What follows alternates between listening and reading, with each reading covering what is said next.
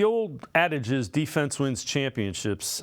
Take a look at where Super Bowl teams have ranked. This is since 2020, regular season EPA per play. So the x-axis, that's across, offensive rank in EPA per play. Y-axis, defensive rank per play. And you see the Broncos, the only one that were elite defensively. The offense, this graphically shows what we have kind of thought.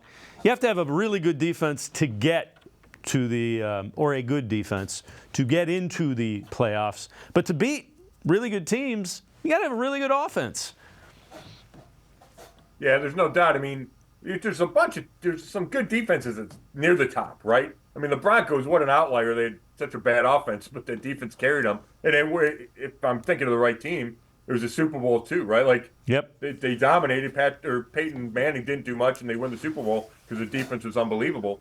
But I mean, how consistent is that? You have big time offenses, year in and year out, and I think there's been some of a shift, right? The scoring was down a little bit this year, but even with that, the best teams have the best offenses, have the best quarterbacks, have the best play callers.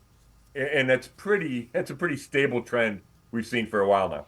And even the rules are kind of tilted towards the offense having an advantage, more so than they used to be. I mean, think about. No, there's no doubt. Yeah, there's no doubt.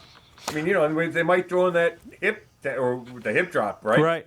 And I know the players are fighting that, but that's not helping the defense, right? Taking away, they can tackle the guys and helping anybody, at least on defense.